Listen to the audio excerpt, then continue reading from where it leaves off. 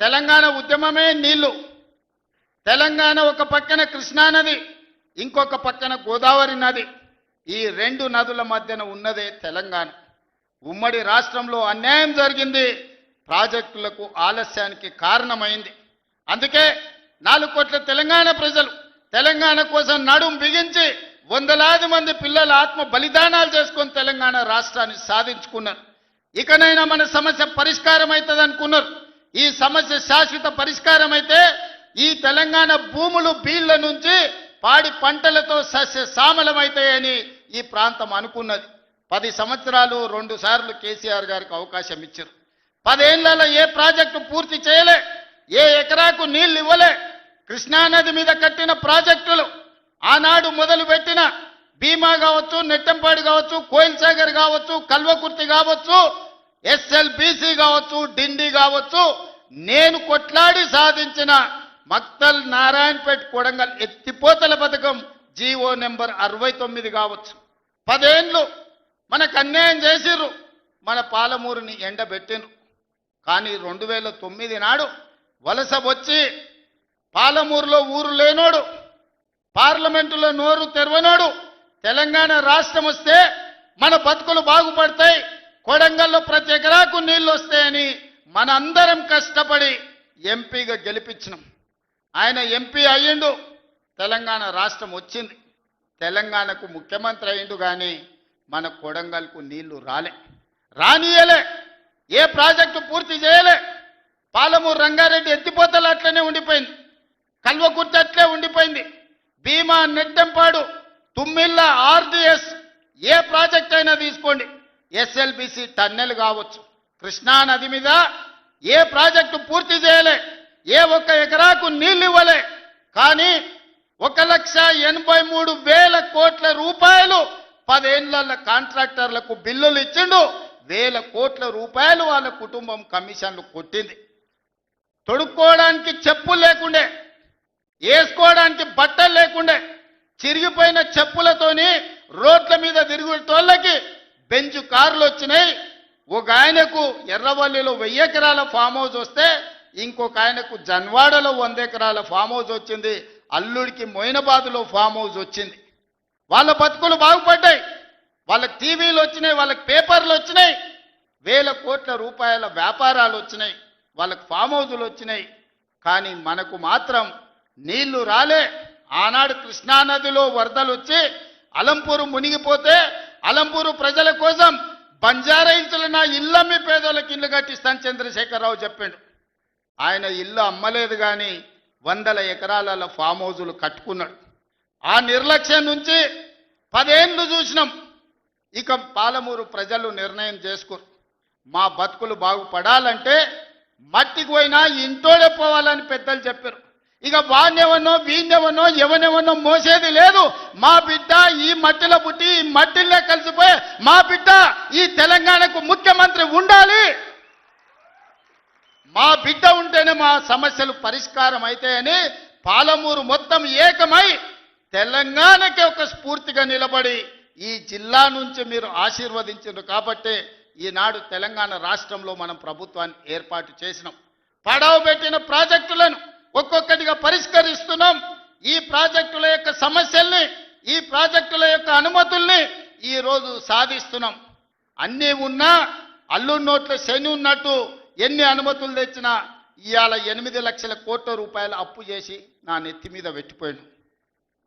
గ్రామాలల్లో పెద్ద కుటుంబాలు ఉంటాయి, దావతుల కోసం విలాసాల కోసం తండ్రి అప్పులు చేసి అనుకోకుండా చచ్చిపోతే ఇంటి పెద్ద కొడుకుకు మొత్తం భారం అయి పడుతుంది.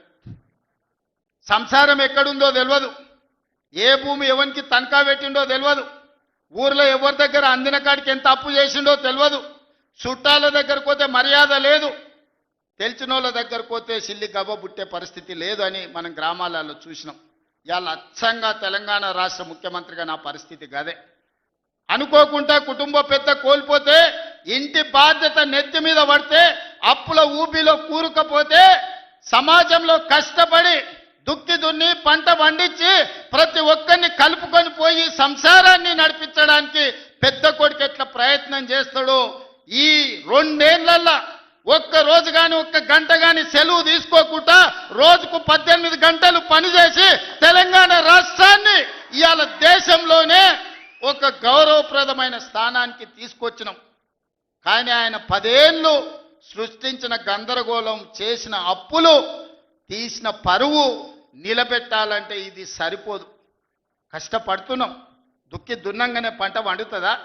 ఇత్తనాలు జల్లాలి, అదును అవ్వాలి, ఇత్తనాలు జల్లాలి, కాలం కలిసి రావాలి, పంట వండాలి. ఒకవేళ పంట వండినా కోతకొచ్చిన సమయంలో అకాల వర్షం వడగండ్ల వాడల పడితే పండించిన పంట కూడా నేలపాలే అవుతుంది. కాలం కూడా, దేవుడు కూడా మనల్ని ఆశీర్వదించాలి.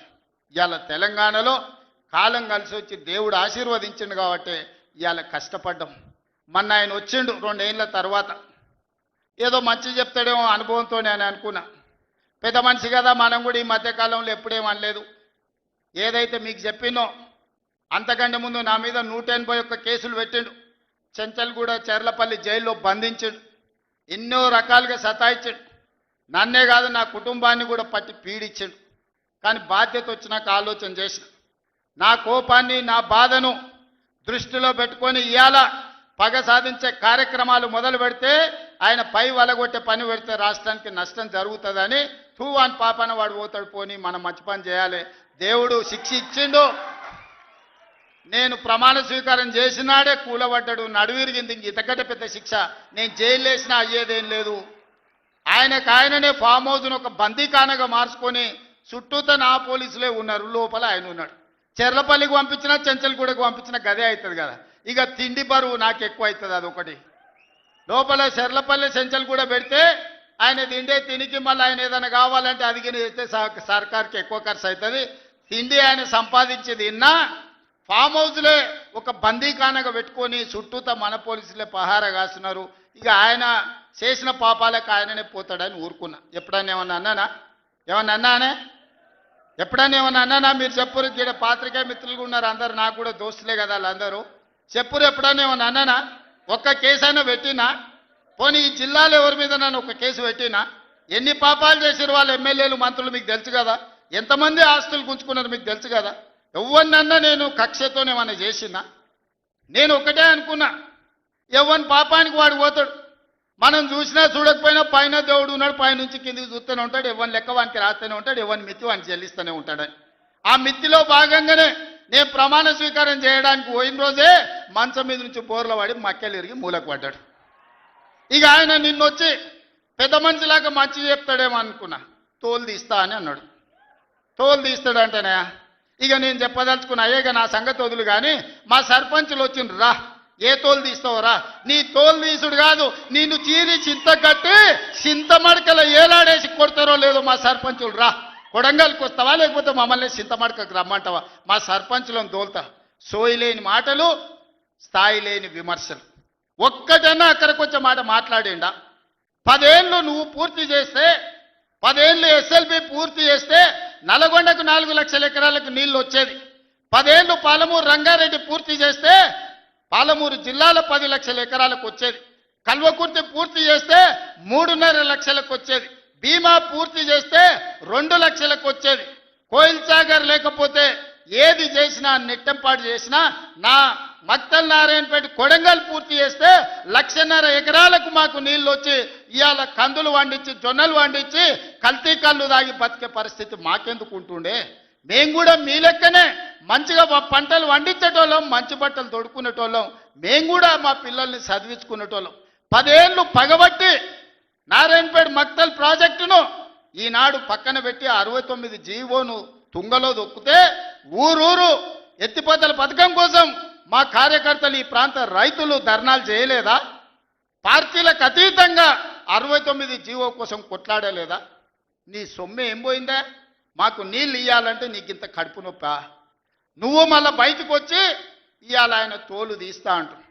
తోలు నాది కాదు కానీ ఆ షేక్పేటలో మటన్ కొట్టు మస్తాన్ ఉంటాడు. ఆయన రోజు మేకలను కోసి మండి నడుపుతుంటాడు. ఆయన చెప్పిన కేసీఆర్ ఖాళీగా ఉన్నాడంటనే తోలు తీస్తాడంట.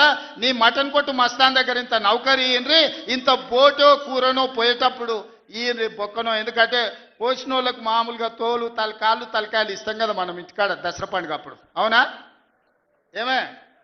ఏం శివకుమార్ రెడ్డి మన ఇళ్ళల్లో పండుగ పూట వచ్చి యాటను కోస్తే కాళ్ళు తలకాయ కోసినోనికి ఇస్తాం కదా. ఇక మటన్ కొట్టు మస్తాన్ కూడా చెప్పిన ఆ కేసీఆర్ ఖాళీగా ఉన్నాడంటేనే 2 ఏళ్ళు ఫామ్ హౌస్లో ఏం చేస్తుండంటే తోలు తీసేది ప్రాక్టీస్ చేసిండంట. తోలు బాగా తీస్తాడంట.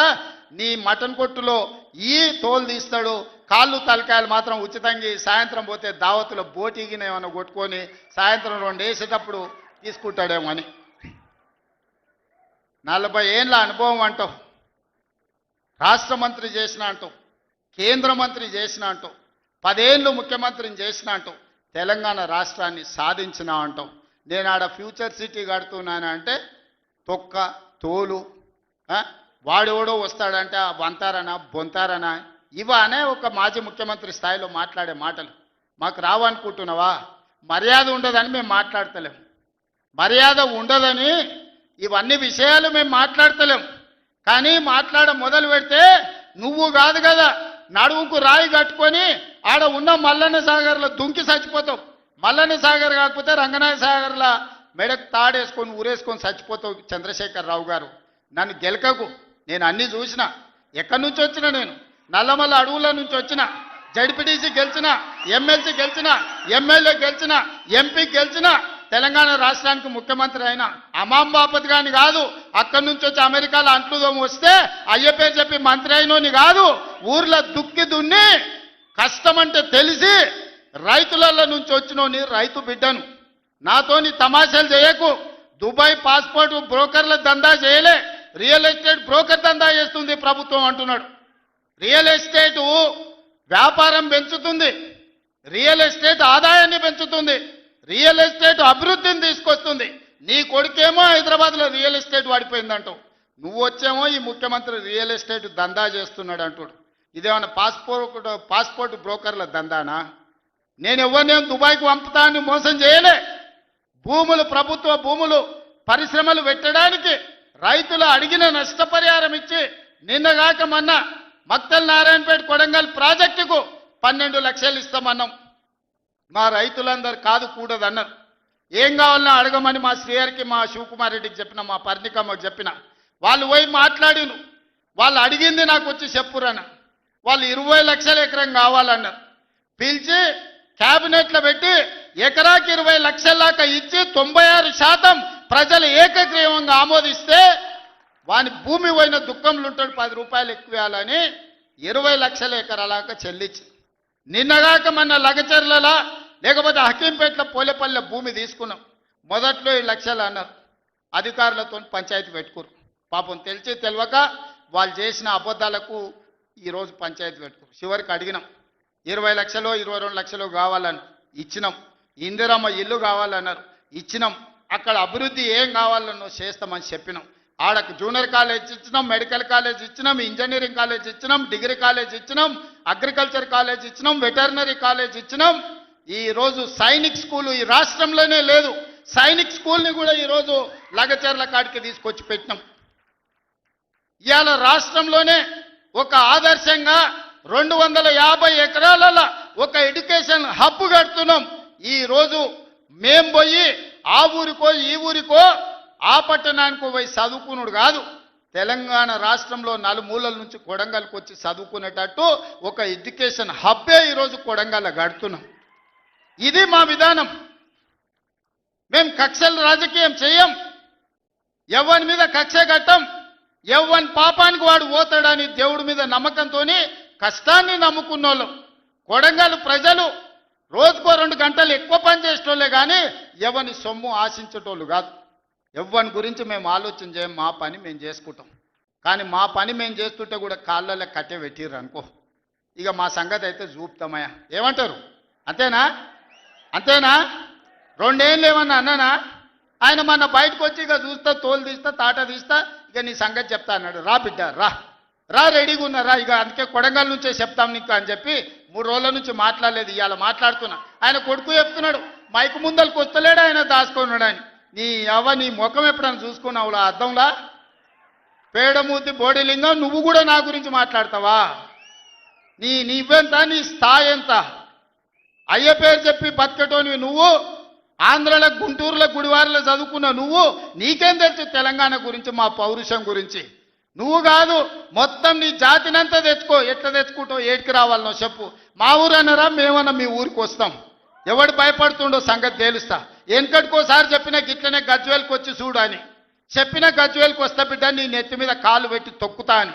గజ్వేల్కి లక్షలాది మంది కార్యకర్తలతో పోయినాం, కాలు మీద పెట్టి తొక్కితే పాతాళానికి పోయిన మళ్ళీ ఇప్పటి వరకు తేలలేదు. ఇవాళ చెప్తున్న మీడియా మిత్రులారా రాసుకోండి, 2029 ఎన్నికల్లో 2/3 మెజారిటీ మన సీట్లు ఒకవేళ 119 ఉంటే 80కి పైగా సీట్లతోని 2029లో మా ప్రభుత్వం ఏర్పాటైంది. ఒకవేళ 153 సీట్లయితే 100 పైగా సీట్లతోని 2/3 మెజార్టీతోని తెలంగాణలో రెండోసారి కాంగ్రెస్ ప్రభుత్వాన్ని తెస్తాం. ఇది మా సవాల్. చంద్రశేఖరరావు గారు, తారక రామారావు గారు, హరీష్ రావు గారు, దయాకర్ రావు గారు, ఇట్లా చెప్పుకుంటూ పోతే వినోదరావు గారు, కుక్కట్పల్లి కృష్ణారావు గారు, రాసి పెట్టుకో. 2029లో 2/3 మెజార్టీతోని ఈ రాష్ట్రంలో కాంగ్రెస్ ప్రభుత్వాన్ని ఏర్పాటు చేస్తా. ఇదే నా సవాల్. శాతనైతే కాసుకో బిడ్డ.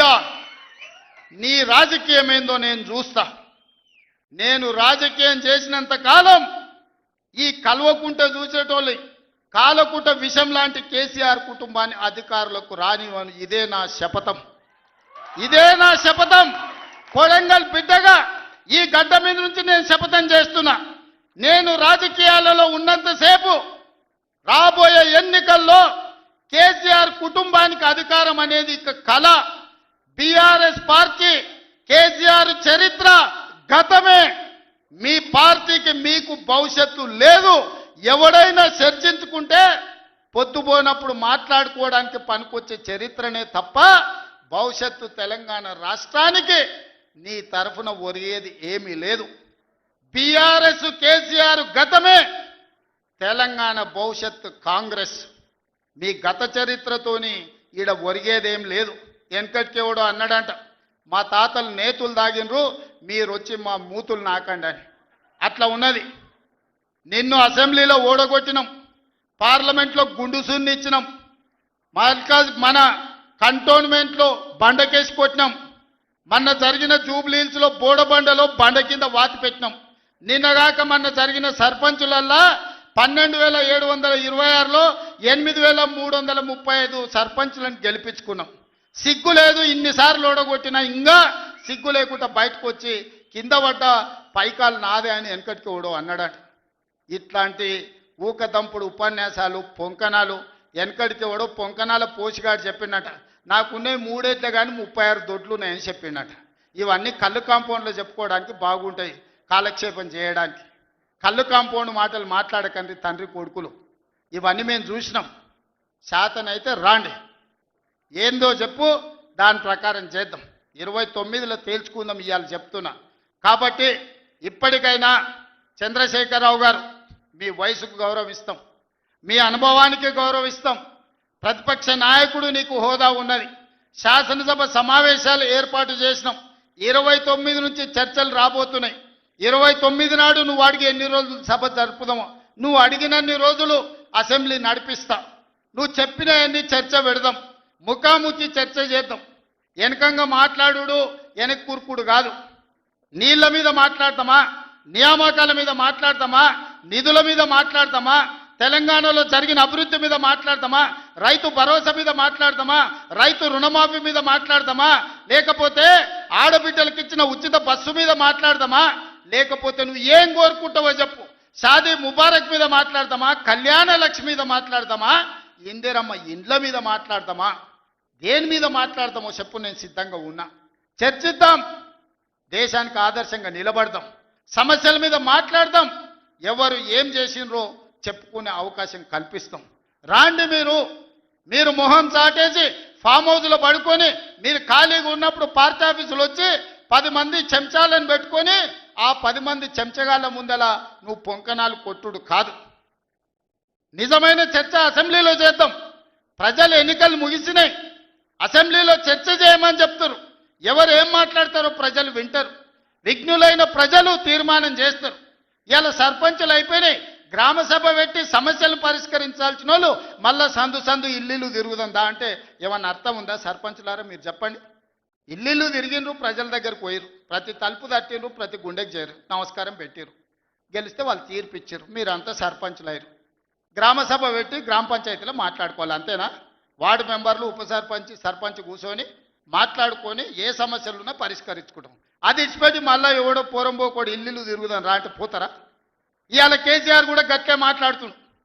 ఈడ మాట్లాడదాం రావంటే రంగారెడ్డి జిల్లాలోటి, పాలమూరులోటి, నల్గొండలోటి ఆయన మీటింగులు పెడతాడంట.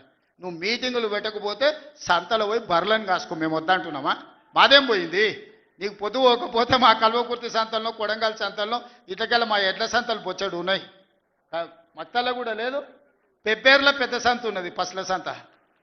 పోయి ఆడ పసల కాడ పోయి బర్రం కాసుకోపో, నేను వద్దంటున్నానా? నాదేం పోయింది? నీకు ఎట్లాగూ పని లేదు, ఖాళీగా ఉన్నావు. ఖాళీగా ఉన్నాడు పోయి ఆ పెబ్బేరు సంతలో బర్రెలు కాసుకోపో, బర్రెలు కొనుక్కోపో, నేను వద్దానేనా? చర్చ చేయడానికి సభ ఉంది, అర్థవంతమైన చర్చలు చేద్దాం, తెలంగాణ ప్రజలకు వివరిద్దాం.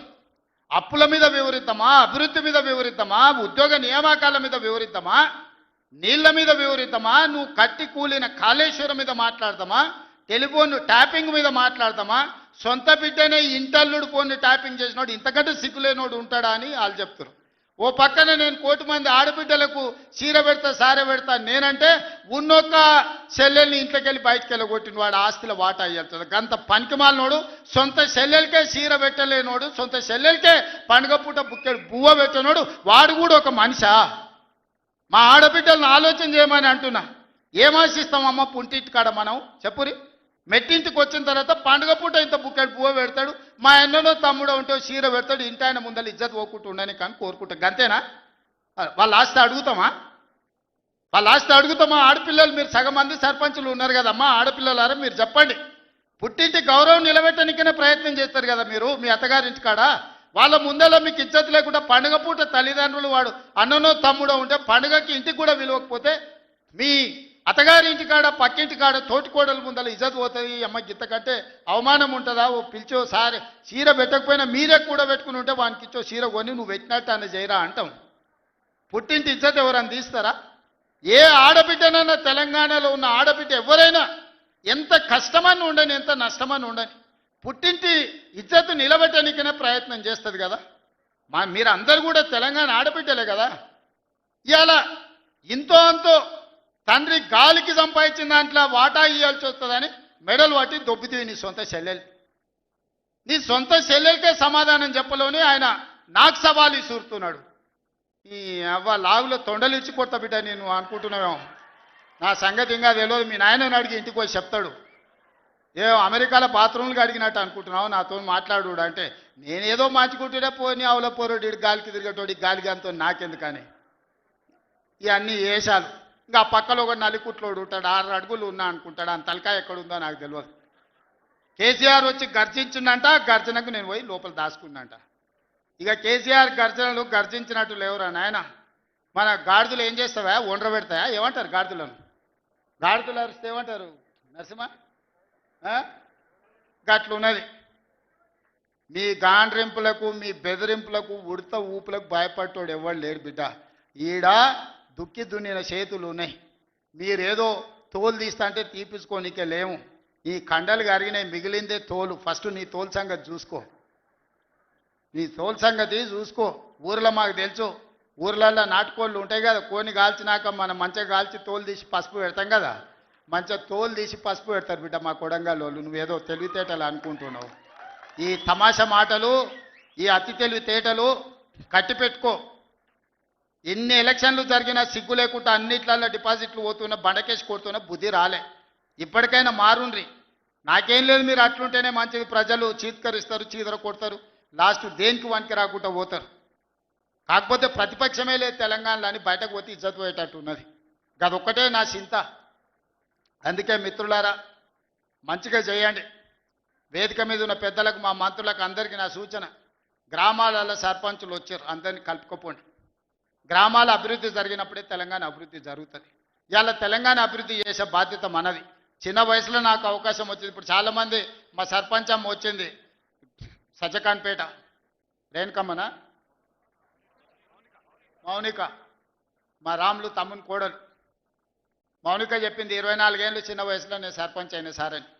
ఎన్నో ఆలోచనలతోని ఇలా చిన్న వయసులో మీరు అందరు సర్పంచ్లు అయినరు. ఇంజనీరింగ్ చదువుకున్న వాళ్ళు అయినరు, డిగ్రీ చదువుకున్న వాళ్ళు అయినరు, 22, 23 ఏళ్ళకు ఉన్న వాళ్ళు అయినరు, పెద్దోళ్ళు 80 ఏళ్ళు ఉన్న వాళ్ళు కూడా సర్పంచ్లు అయినరు. మా రాఘవ వాళ్ళ తల్లి సర్పంచ్ అయింది. వీళ్ళందరూ ఎందుకు అయినరు అంటే గ్రామానికి ఏమైనా చేయాలని అయినరు.